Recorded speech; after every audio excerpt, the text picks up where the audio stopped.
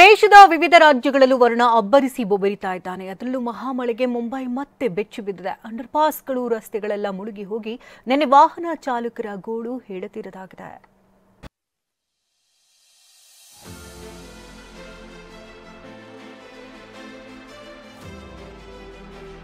ಕುಂಭದ್ರೋಣ ಮಳೆಗೆ ಮುಳುಗಿದ ಮಹಾನಗರಿ ಮುಂಬೈ. ರಸ್ತೆ, ಜನವಸತಿ ಪ್ರದೇಶಗಳಲ್ಲಿ ಪ್ರವಾಹ, ಎಲ್ಲೆಲ್ಲೋ ಜಲದಿಗ್ಬಂಧನ. ಪಕ್ಕದ ಮಹಾರಾಷ್ಟ್ರದಾದ್ಯಂತ ಧಾರಾಕಾರ ಮಳೆ ಮುಂದುವರೆದಿದೆ. ಅದರಲ್ಲೂ ವಾಣಿಜ್ಯ ನಗರಿ ಮುಂಬೈ, ಪುಣೆ ಸೇರಿದಂತೆ ಹಲವು ಪ್ರದೇಶಗಳು ರಕ್ಕಸ ಮಳೆಗೆ ಅಕ್ಷರಶಃ ಮುಳುಗಿ ಹೋಗಿದೆ. ಬಿಟ್ಟು ಬಿಡದೆ ಸುರಿಯುತ್ತಿರೋ ಮಳೆ ಜನರನ್ನ ಮನೆಯಿಂದ ಹೊರಗೆ ಕಾಲಿಡದಂತೆ ಕಟ್ಟಿ ಹಾಕಿದೆ. ಈ ದೃಶ್ಯವನ್ನೊಮ್ಮೆ ನೋಡಿ.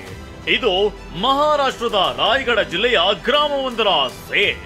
ಭಾರಿ ಮಳೆಯಿಂದ ಕಸ್ಬೆ ಶಿವತಾರ್ ಹಾಗೂ ಸಮರ್ಥ ಶಿವತಾರ್ ನಡುವಿನ ಸೇತುವೆ ಕೊಚ್ಚಿ ಹೋಗಿದೆ. ಇತ್ತ ಮುಂಬೈನ ಅಂಧೇರಿ ಸಬ್ವೆ ಅಂತೂ ಮುಳುಗಡೆಯಲ್ಲೇ ವಿಶ್ವ ದಾಖಲೆ ನಿರ್ಮಿಸುತ್ತೇನು. ಯಾಕಂದ್ರೆ ಪ್ರತಿ ಬಾರಿ ಮಳೆ ಬಂದಾಗ ಕೆರೆಯಂತಾಗುವ ಪ್ರಮುಖ ಅಂಡರ್ ಪಾಸ್ ನಿನ್ನೆಯ ಮಳೆಗೆ ಮತ್ತೆ ಜಲಾವೃತಗೊಂಡಿದೆ. ಸಬ್ವೆ ಮೂಲಕ ಸಂಚರಿಸುವ ವಾಹನಗಳು ಸುತ್ತಿ ಬಳಸಿ ಸಂಚರಿಸಬೇಕಾಗಿದೆ.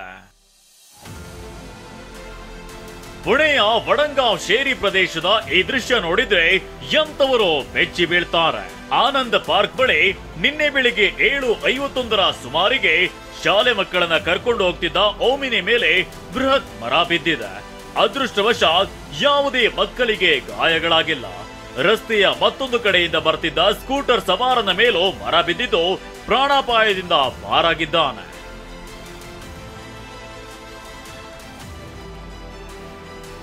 ಆಕಾಶಕ್ಕೆ ತೂತು ಬಿದ್ದಂತೆ ಒಂದೇ ಸಮನೆ ಸುರಿಯುತ್ತಿರೋ ಮಳೆಗೆ ಪುಣೆಯ ಲಾವಾಸ ನಗರದಲ್ಲಿ ಅವಾಂತರಗಳ ಸರಮಾಲೆ ಸೃಷ್ಟಿಯಾಗಿದೆ.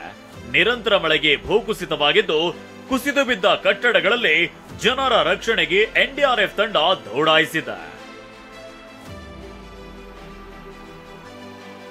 ಮತ್ತೊಂದೆಡೆ ಪುಣೆಯ ಏಕ್ತಾ ನಗರದ ಪ್ರವಾಹ ಪೀಡಿತ ಪ್ರದೇಶಗಳಿಗೆ ತೆರಳಿದ ಎನ್ಡಿಆರ್ಎಫ್ ತಂಡ ರಬ್ಬರ್ ಬೋಟ್ಗಳ ಮೂಲಕ ಜನರನ್ನ ಸ್ಥಳಾಂತರ ಮಾಡಲಾಗಿದೆ.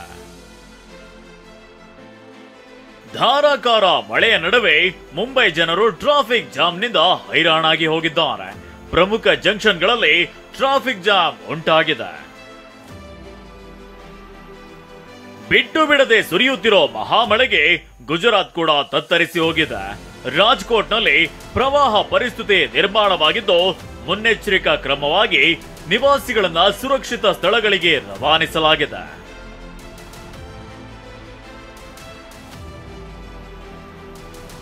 Bureau report.